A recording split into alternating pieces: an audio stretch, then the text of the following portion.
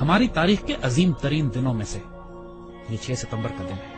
اگر آپ صرف اس دن کی صبح وہ تقریر سن لیجئے جو ایوب خان نے کی تھی، ریڈیو پاکستان پر وہ تقریر کی گئی کہ لا الہ الا اللہ کے ماننے والوں پر ہندوستان نے حملہ کر دیا ہے، میرے قوم کے ہم وطنوں جنگ شروع ہو چکی ہے، اٹھو اور دشمن پر ٹوٹ پڑو۔ پاکستان کی پوری قوم نعرہ تکبیر لگاتی ہوئی سڑکوں پر نکل گئی تھی۔ ہندوستان نے 6 ستمبر کی صبح فجر سے کچھ پہلے لاہور شہر پہ حملہ کیا اور ان کے جرنیل نے بڑک ماری تھی کہ ہم 11 بجے تک لاہور جمخانہ میں بیٹھ کر شراب پئیں گے اور بدماشی کی محفل سجائیں گے۔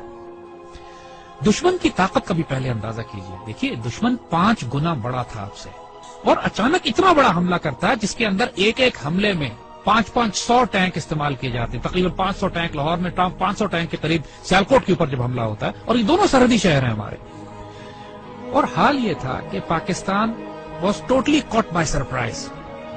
آپ کو واقعہ بتاتے ہیں، واقعات اگر آپ سنیں تو اس سے آپ کو اندازہ ہوگا کہ یہ 65 کی لڑائی کا یہ واقعہ 6 ستمبر کو کیوں ہم اتنی رومانٹک طریقے سے، اتنی محبت اور اتنی پیار سے، ایموشن سے، جذبات سے کیوں یاد کرتے ہیں۔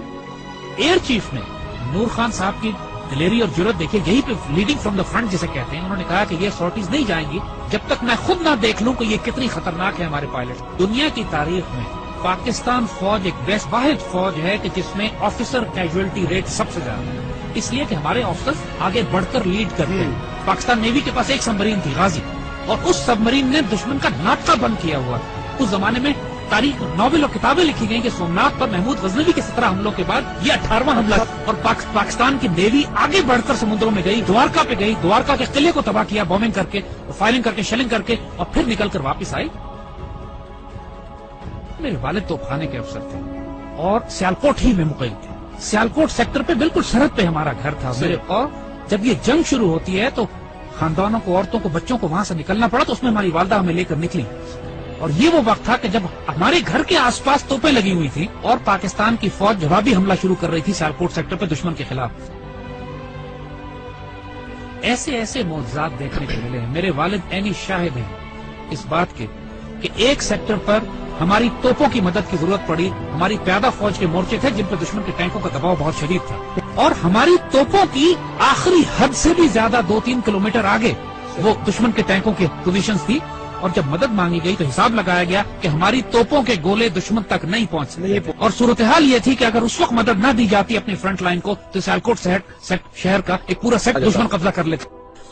اللہ کے توکل پر یقین کریں، افسروں کی آنکھوں میں آنسو آ گئے، انہوں نے اللہ کے بھروسے پہ، اللہ کے آسرے پہ کر کے دشمن کی طرف توپوں کا منہ کر کے فائر کیا ہے، اور ناقابل یقین بات ہے کہ گولا تقریباً 2.5-3 منٹ لیتا ہے فائر ہونے کے بعد توپ کا اپنی منزل پہ پہنچتے ہوئے۔ 3 منٹ کے بعد وائرلیس پہ ہماری جو آگے ہمارے مورچے تھے وہاں سے نعرے تکبیر کی آوازیں آنے لگی کہ دشمن کے توپیں ٹھیک ٹینکوں کے بیچ میں گر رہے تھے، جو کہ ہماری توپ کی آخری حد سے بھی کئی کلومیٹر آگے تھا۔ نہ اس سے پہلے کبھی توپ نے اتنا دور فائر کیا، نہ اس کے بعد کبھی اتنا دور فائر کیا۔ اس موقع پر جب ضرورت تھی تو اللہ کی طرف سے تائید آئی۔ ہزاروں واقعات ایسے ہیں، یہ باتیں بزرگوں نے کتابوں میں بھی لکھی ہیں۔ آپ ممتاز مفتی کی کتابیں اٹھا کے دیکھ لیجئے، الک نگری دیکھیے، تلاش دیکھیے، اخبار میں اس زمانے کے تمام واقعات یہ چھپے ہیں۔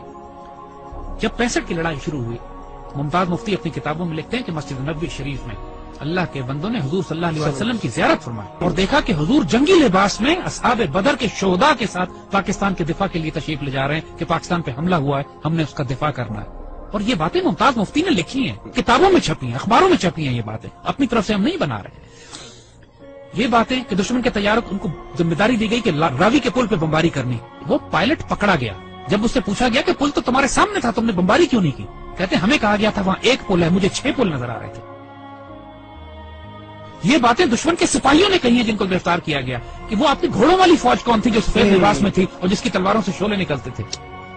یہ دشمن کے پائلٹس نے یہ باتیں کہی ہیں کہ ہم بم گراتے تھے، 35-40 کے قریب بم پنڈی پہ گرے، صرف 5 بم پھٹے، وہ بھی ویرانے میں، باقی بم پھٹے نہیں۔ بزرگ کہتے ہیں کہ فضائے بدر پیدا کرو تو ملائکہ آج بھی مدد کے لیے نازل ہوں گے۔ جنگ بدر پہ ہوا تھا نا ایسا، لیکن اللہ تعالیٰ قرآن میں فرماتا ہے کہ میں نے پھر 1000 ملائکہ نازل کیے، اور یہ بات صرف 1400 سال پہلے پہ محدود نہیں ہے۔ جب بھی مسلمان اللہ رسول کے نام پر کھڑے ہوں گے اس پاک سرزمین کی حفاظت کے لیے تو اللہ کی تائید نصرت آئے گی۔ 65 سب سے خوبصورت مثال ہے ہمارے لیے۔ ہم ایک واقعہ سناتے ہیں کہ جو ہمارے بچوں نے کسی کتاب میں نہیں پڑھا ہوگا۔ جب لاہور پر حملہ کیا انڈین ڈویژنز نے تو انڈین جرنیل اپنے سپاہیوں کو یہ حوصلہ بڑھانے کے لیے کہہ رہے تھے کہ لاہور اب صرف 3 میل 4 میل دور رہ گیا ہے، بس تمہاری آنکھوں کے سامنے تھوڑا سا آگے بڑھو اور لاہور تمہارے قبضے میں۔ مزاحمت شدید ہو رہی تھی اور پاکستان کے جوانوں نے اپنے آپ کو دشمن کے ٹینکوں کے سامنے ڈال دیا تھا روکنے کے لیے۔ اس کیفیت میں لاہور تقریباً 14 میل دور تھا۔ تو وائرلیس پہ جب ہمارے جوانوں نے، ایک افسر نے یہ سنا کہ دشمن کا جنرل اپنے سپاہیوں سے یہ کہہ رہا ہے کہ صرف 3 یا 4 میل دور لاہور رہ گیا، اور اس وقت لاہور 14 میل تھا۔ اس وقت اس افسر نے، ہمارا وہ زخمی افسر نے اپنے مورچے سے نکلا ہے، سڑک کے کنارے جو کتبہ لگا ہوا تھا جس پر لکھا تھا لاہور 14 میل، اس پر اس کو کھڑا ہے وہاں سے اور اس کو انڈیا کی طرف لے کر گیا ہے، آگے مزید 2 فرلانگ آگے، اور وہاں پر اس نے لگایا ہے اور اپنے خون سے اس پر نقطہ لگا کے 0.2 ایڈ کیا ہے اور لکھا ہے 14.2 بلڈی مائلز۔ 14.2 بلڈی مائلز تھا لاہور، دشمن اس کو پار نہیں کر سکا۔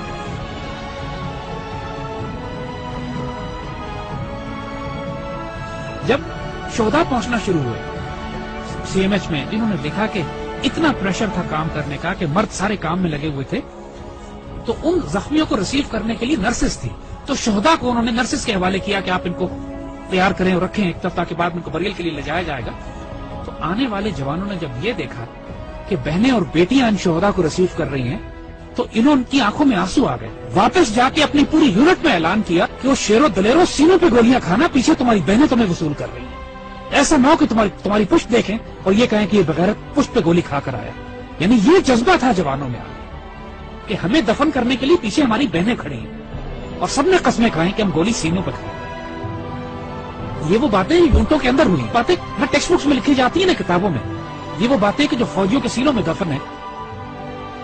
ایسے بھی موقع آ گئے کہ جب دشمن کے ٹینک ہمارے توپخانے کے اتنے نزدیک پہنچ گئے کہ براہ راست توپخانے اور ٹینکوں کی لڑائی شروع ہونے والی تھی۔ کہا جاتا ہے دوسری جنگ عظیم کے بعد سب سے بڑی ٹینکوں کی لڑائی بھی سیالکوٹ میں لڑی گئی۔ باقاعدہ ایک آرٹلری افسر نے کمانڈ دی کہ HE unload and AP load, یعنی ہائی ایکسپلوسو شیل نکال دو اور اب آرمر پیئرسنگ شیل لوڈ کرو، کیونکہ اب توپ اور ٹینک کی براہ راست لڑائی شروع ہونے والی۔ اور یہ ایسا موقع ہوتا ہے کہ جس کے بعد آر یا پار ہوتا ہے، اور ایسے موقع پہ اللہ نے دھند بھیج دی، بیچ میں دھندیں آ گئی جس کی وجہ سے دشمن کے ٹینک رک گئے، اور جس طرح پہلے کہا تھا کہ پہلے دشمن نے خوف طاری کر دیا اللہ۔ یہی وہ نظریاتی اور روحانی اساس تھی ہماری جو ہمیں پاکستانی مسلمان بناتی تھی۔ وہ کیا چیز تھی جس نے ہمیں سیسا پلائی ہوئی دیوار بنایا؟ وہ یہی کلمہ تھا، لا الہ الا اللہ، جو ہمارے دل کی دھڑکنوں میں محمد رسول اللہ ماشاءاللہ۔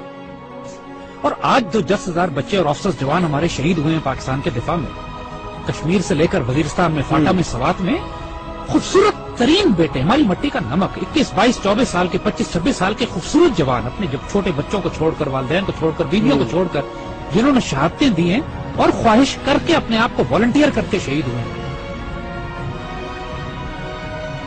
بہت بھاری قربانیوں کے بعد یہ پاکستان آپ کے حوالے کیا جائے، اس پرچم کو گرنے نہ دیں، اس پرچم پہ سب کچھ قربان کر دو۔ اس کی مٹی میں تمہارا خون شامل ہو گیا نا، 2 جہانوں میں خوش نصیب ہو جاؤ گے۔ اس مٹی کو چھوڑ کر چلے گئے، بد نصیب ہو جاؤ گے۔ جو اس پاکستان میں بستا ہے وہ سایہ خدائے ذوالجلال ہے کہ دیکھو اس پاکستان کو ہلکا نہ لینا، یہ اللہ کے رازوں میں سے ایک راز ہے، اس پر قربان ہو جاؤ، سب سے سستا سودا ہے، سب سے اعلیٰ سودا ہے۔ یہ ہمارے بیٹے جو اس پہ قربان ہوتے ہیں نا، یہ سوال نہیں کرتے کہ اس پاکستان نے ہمیں کیا دیا۔ اس پاکستان کو آزاد کی ضرورت ہے۔ Make a stand, stand firm, stand United, live with dignity, and inshallah Allah will give you the opportunity to die with honor. لیکن اس کے لیے اب تیاری کرو، تیاری کا وقت آتا ہے، آزمائش آنے والی ہے، لیکن انشاءاللہ العزیز ایسے بیٹے ہمارے پاس ہیں جو اس پاکستان کو شروع کریں۔